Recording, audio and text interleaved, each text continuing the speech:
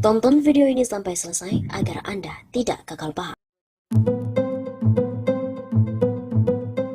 Pemilu 2024 memang sebaiknya dimajukan ke tahun 2022. Beginilah alasannya. Ditulis oleh Antoni Budiawan. Wacana penundaan pemilu 2024 mencuat lagi. Sekarang malah didukung oleh 3 partai politik yaitu PKB, PAN, dan juga Golkar. Meskipun mereka paham penundaan pemilu adalah pelanggaran konstitusi atau tepatnya kudeta konstitusi, constitutional coup, yaitu mengubah konstitusi untuk melanggengkan kekuasaan yang sebelumnya dibatasi oleh konstitusi. A constitutional coup is when power is seized within the framework of a country's constitutions. The actors are already members of the government and will alter their government's constitution to legally seize power. Example include extending an incumbent mandate through the removal of term or age limits, changing electoral rules to hinder opposing candidates, and postponing elections indefinitely.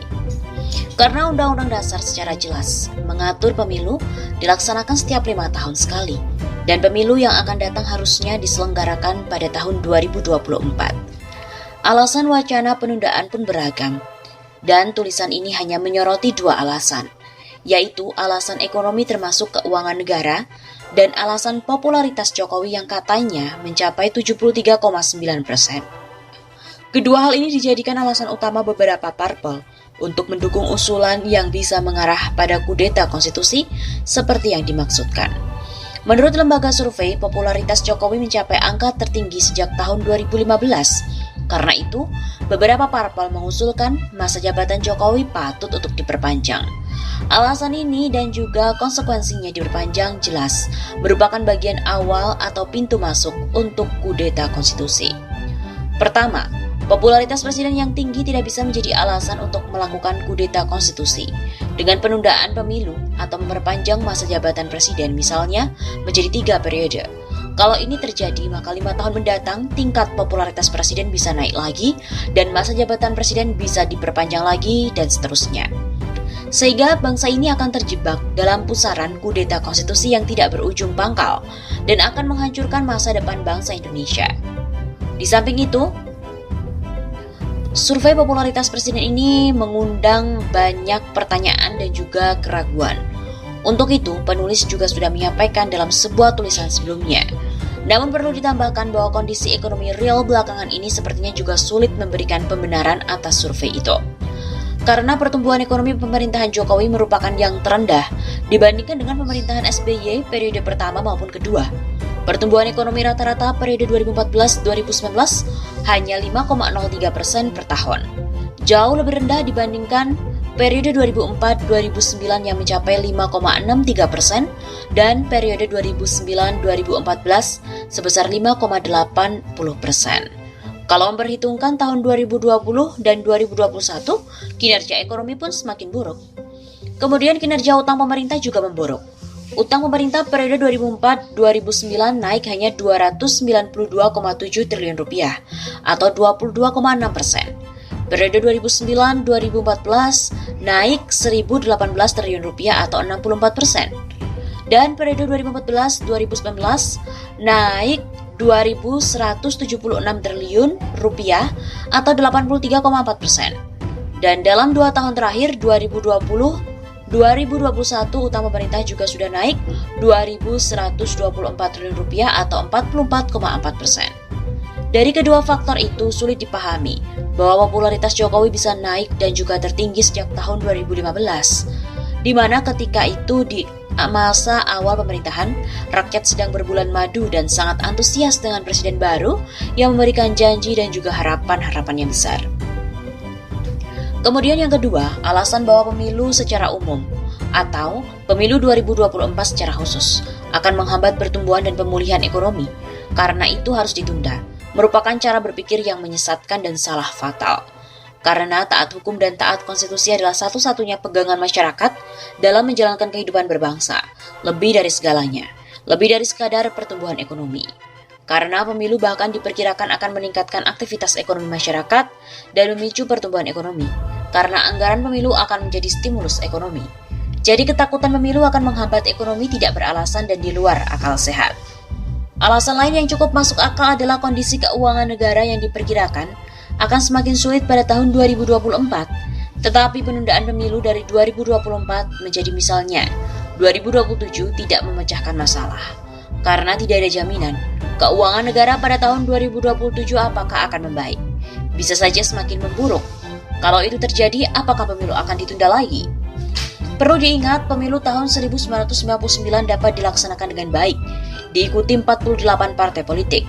Meskipun kondisi keuangan negara ketika itu sedang terpuruk, sangat-sangat terpuruk dalam akibat krisis moneter tahun 1997-1998 yang membuat pemerintah harus mohon pinjaman kepada IMF dengan menyerahkan kedaulatan ekonominya. Pengalaman pemilu 1999 ini adalah sebuah bukti dan juga presiden yang mematahkan semua alasan untuk menunda pemilu 2024. Seandainya benar kondisi keuangan negara menjadi bahan pertimbangan yang sangat dominan untuk menunda pemilu dan keuangan negara 2024 diperkirakan akan semakin sulit karena defisit anggaran akan kembali menjadi maksimal 3% dari PDB. Maka solusinya adalah memajukan pemilu 2024 menjadi tahun 2022. Karena defisit anggaran tahun 2022 masih dibolehkan tidak terbatas dan Bank Indonesia masih dibolehkan membeli surat utang negara untuk pembiayaan defisit anggaran itu. Sehingga keuangan negara tahun 2022 ini tidak menjadi masalah sama sekali untuk membiayai pelaksanaan pemilu.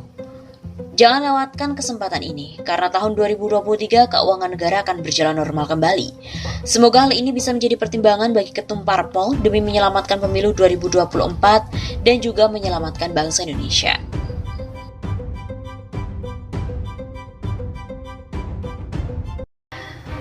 Luhut diduga jadi biang kerok penundaan pemilu. Otak dibalik usulan penundaan pemilu serentak 2024 diduga berada di lingkaran dalam pemerintah dan telah mendapatkan persetujuan dari Presiden Joko Widodo. Informasi yang beredar di masyarakat ini menyebutkan bahwa nama Menko Bidang Kemaritiman dan Investasi Luhut Binsar Panjaitan berkomunikasi dengan Ketua Umum PAN Zulkifli Hasan yang lantang menggaungkan wacana penundaan pemilu. Direktur Political dan Public Policy Studies Jerry Masi yang menerima informasi keterlibatan Luhut dalam kampanye penundaan pemilu menduga ada kong kali kong terstruktur antara lingkaran istana dengan sejumlah ketua umum partai politik yang mendukung wacana ini. Berdasarkan informasi yang didapat oleh Jerry, Luhut seolah menjadi biang dari kampanye penundaan pemilu.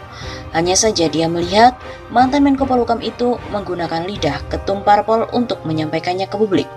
Pasalnya, Jerry mendengar bahwa Zulhas mengaku diundang oleh Luhut untuk membicarakan khusus soal penundaan pemilu. Dalam momen itu, Luhut meminta ketum PAN itu untuk menyampaikan pada publik. Bang Luhut teknik cari yang bermasalah sehingga bisa jadi kerbau yang diikat hidungnya. Sudah kuno dan sangat merusak demokrasi, melawan konstitusi dan amanah demokrasi, ujar Jerry. Meskipun begitu, Jerry mengingatkan pembelajaran yang diberikan Presiden keempat RI Abdurrahman Wahid alias Gus Dur yang juga dianggap sebagai guru bangsa oleh Luhut. Sudahlah, ingat, Gus Dur yang ajarkan keadilan dan juga demokrasi. Begitu ujar Jerry. Nama Menko Bidang Kemaritiman dan Investasi Luhut Binsar Panjaitan disebut-sebut sebagai aktor di balik penundaan pemilu. Dikabarkan Luhut mendorong beberapa ketum parpol, salah satunya ketum PAN Zulkifli Hasan, agar penundaan pemilu itu terjadi. Namun kabar tersebut dibantah oleh Luhut melalui juru bicaranya Jody Maherdi. Enggak ada itu koordinasi penundaan pemilu, tegas Jody ketika dikonfirmasi oleh kantor berita politik RMOL. Namun demikian pihaknya tidak membantah ada pertemuan antara Luhut dan juga beberapa elit parpol koalisi pemerintah. Hanya saja pertemuan itu tidak membahas penundaan pemilu 2024 melainkan hanya silaturahmi.